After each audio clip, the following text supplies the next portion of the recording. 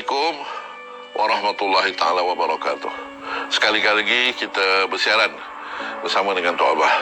Sepanjang minggu ini kita dihidangkan dengan ribut dalam semua media, baik media perdana ataupun di sosial media, mengenai tindakan mahkamah yang sedang dilakukan oleh Yang Berhormat Ahli Parlimen Port Dickson yang juga Ketua Pembangkang Parlimen Malaysia, beserta dengan ahli-ahli parlimen yang bersama dengan beliau, dan juga tindakan ada 3 orang ahli Dewan Undangan Negeri yang mewakili Dewan Undangan Negeri Kedah, Perak dan juga Johor untuk mencabar pelaksanaan Undang-Undang Ordinan Darurat 2021 yang berkait dengan soal menghalang sidang parlimen dan Dewan Undangan Negeri itu berjalan. Sebenarnya perkara ini telah 2-3 kali Tok Abah bercakap tentang peri pentingnya sidang parlimen dan sidang Dewan Undangan Negeri itu dijalankan, dan lebih-lebih lagi dalam suasana penularan COVID-19 ini. Dan kalau kita lihat sehingga hari ini, angka-angka yang ditampilkan oleh Kementerian Kesihatan nampaknya tidak berubah. Bahkan dah mencecah sampai angka 5,000. Lebih parah lagi apabila ada pihak yang mula mempersoalkan tentang apakah angka yang diberikan ini genuine, betul ataupun tidak.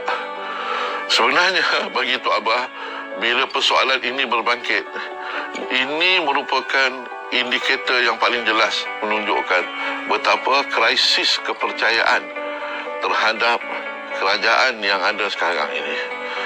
Dan Tok Abah amat bersimpati dengan frontliner, khususnya mereka di Kementerian Kesihatan yang bertungkus lumus, termasuklah polis, tentera, bomba dan perkhidmatan awam lain yang terkait dengan proses pengawalan penularan COVID-19 ini. Tetapi yang lebih penting lagi ialah di sebalik pelaksanaan ini ialah dasar ataupun polisi yang dikemukakan oleh kerajaan yang ada. Sebab itu, apabila proklamasi darurat ini dibuat dan sidang parlimen dan Dewan Undangan Negeri tidak dapat berjalan, maka tidak ada check and balance. Kita tak boleh membuat semakan terhadap tindakan-tindakan yang sedang dilakukan oleh pemerintah yang kita lihat sangat lemah. Apabila dokongan terhadap kerajaan yang ada ini, kita semua tahu sangat kecil. It is a minority government, dan kerana itu maka kita juga tidak dapat melarikan perasaan kita bahawa tindakan undang-undang darurat ataupun ordinan darurat 2021 ini lebih kepada soal nak mempertahankan kedudukan kerajaan yang sedang berkuasa sekarang ini. Sebab ternyata tindakan-tindakan yang sedang dilakukan untuk mengawal COVID-19 dan juga hal-hal yang berkait dengan soal kebajikan rakyat, soal derita rakyat, soal pengangguran, soal pendidikan, soal peluang pekerjaan, semua yang berkait dengan soal urus tadbir dan tata kelola negara nampaknya tidak berlaku dan berjalan sebagaimana yang diharapkan. Kerana itu, bagi kita, usaha yang sedang dilakukan oleh Datuk Seri Anwar Ibrahim dan ahli-ahli parlimen dan Dewan Undangan Negeri untuk membawa isu perlunya sidang Dewan Parlimen dan Dewan Undangan Negeri ini dibenarkan untuk berjalan, itu adalah suatu yang amat wajar dan diharapkan dapat diberikan pertimbangan yang seadilnya oleh mahkamah.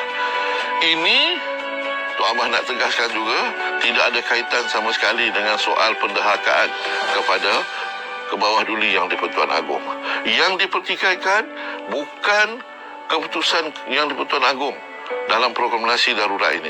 Yang dipertikaikan ialah keabsahan Perdana Menteri dan Kabinet yang beliau pimpin memberikan nasihat kepada Yang di-Pertuan Agong, khususnya dalam konteks di mana soal kuasa sidang parlimen dan juga Dewan Undangan Negeri itu dihalang untuk membolehkan kita semua bersatu dalam konteks mufakat, tak kiralah politik yang pemerintah ataupun pembangkang.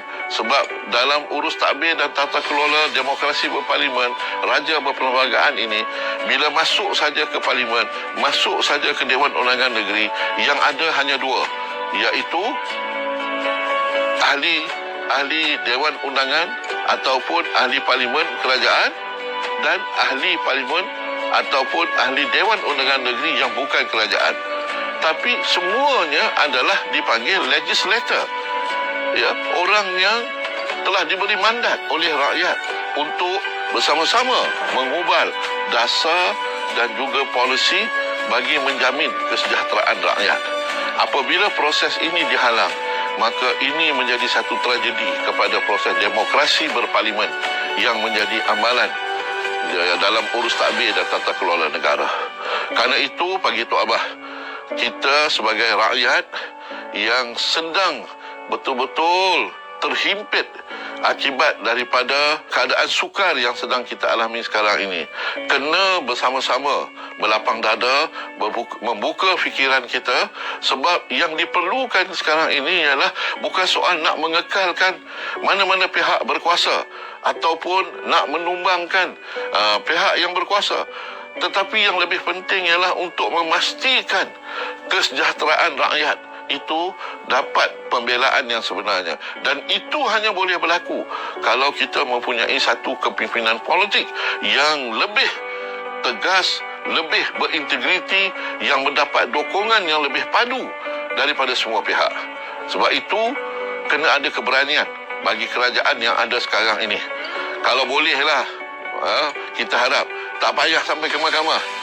Kalau bolehlah 4 Februari nanti, kalau adalah mungkin katanya nak di PKP ni mungkin akan diadakan peraturan yang baru, maka undang-undang darurat itu kalau boleh kita batalkan bagi membolehkan sidang parlimen itu berjalan. Dan dengan itu kita akan dapat lihat bahawa proses demokrasi yang sebenarnya dapat berjalan dengan baik di negara kita yang tercinta ini.